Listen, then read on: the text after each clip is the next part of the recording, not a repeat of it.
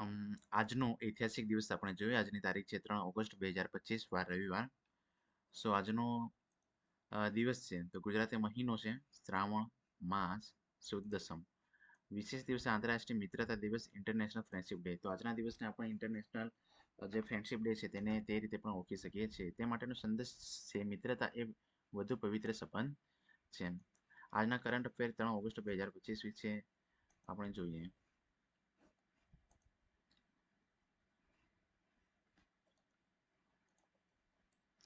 ગુજરાત રાજ્યનું current affair સૌપ્રથમ જોઈએ. સુરતમાં AI આધારિત ડ્રોન સેવા શરૂ. શહેરના નગરપાલિકા દ્વારા ટ્રાયલ શરૂ. ડ્રોન દ્વારા નદી અને ખુલ્લા વિસ્તારોમાં કચરો ઓળખી સાફ કરાશે. સ્માર્ટ સિટી પહેલ હેઠળ નવો પ્રયોગ.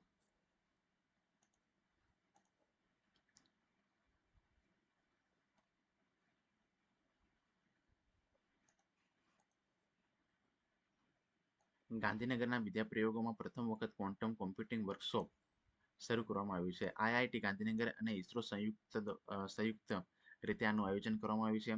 ક્વોન્ટમ એલ્ગોરિધમ, ડેટા એન્ક્રિપ્શન પર યુવા વિજ્ઞાનીઓની તાલીમ આપવામાં આવેલી છે. રાષ્ટ્રીય કરંટ અફેર વિશે જોઈએ તો ભારતમાં EV ચાર્જિંગ સ્ટેશનો માટે નવી નીતિ જાહેર. 2030 સુધીમાં દરેક શહેરમાં ઓછામાં ઓછા 100 પબ્લિક EV સ્ટેશન સ્થાપવાનું આયોજન છે. રિન્યુએબલ એનર્જી આધારિત ચાર્જિંગને પ્રોત્સાહન આપવામાં આવ્યું છે.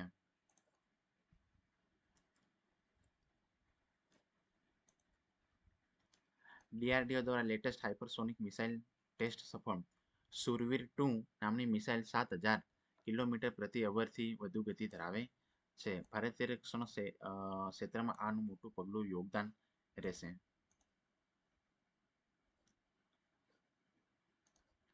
આંતરરાષ્ટ્રીય current affairs international. Brazil global digital democracy સમિટમાં 2025માં યોજાઈ. 70થી વધુ દેશોએ ભાગ લીધો. આ જે બ્રાઝિલ ગ્લોબલ ડિજિટલ ડેમોક્રેસી છે તેમાં 70થી વધુ દેશોએ ભાગ લીધો. Deep fake, election security, online transparency વગેરે વિષયોની આની અંદર ચર્ચા કરવામાં આવી હતી. યુનેસ્કો દ્વારા નેપાળના પતનહિતી સ્તૂપાને વિશ્વ વારસામાં સ્થાન આપ્યું છે. લુંબિની નજીક સ્થિત આ બૌદ્ધ સ્થળને વૈશ્વિક માન્યતા મળ્યું છે. હવે એની આપણે કેટલીક પ્રશ્નોત્તરી જોઈએ.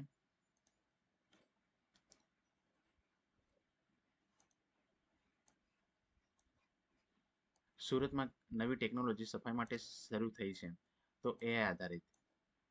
શેના આધારિત? તો AI આધારિત તેની જે પહેલ છે તે AI આધારિત જે સફાઈની કામગીરી છે તેની શરૂ થઈ છે. ડિજિટલ સફાઈ અભિયાન માટેની નવી પહેલ શરૂ કરવામાં આવી છે.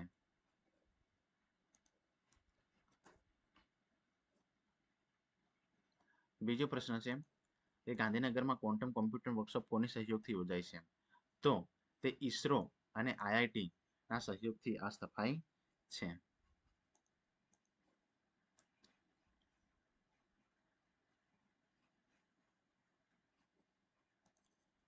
સુરવીર-2 શું છે? તો સુરવીર-2 હાઇપરસોનિક મિસાઇલ છે. DRDO દ્વારા વિકસિત નવી સંરક્ષણ ટેકનોલોજી દ્વારા આ મિસાઇલ વિકસિત કરવામાં આવી છે.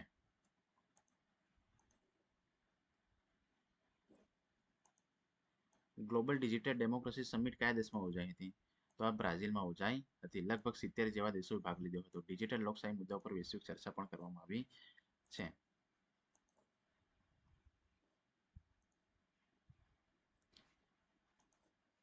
નેપાળનું કયું બૌદ્ધ સ્થળ વર્લ્ડ હેરિટેજ સાઇટ બની ગયું છે? તો પતનહિલ સ્તૂપા. આ જે સ્થાન છે તે વર્લ્ડ હેરિટેજની અંદર સ્થાન પામ્યું છે. તો આ સાથે જ આપણું આજનું કરંટ અફેર અહીંયા સમાપ્ત કરીએ છીએ. આભાર.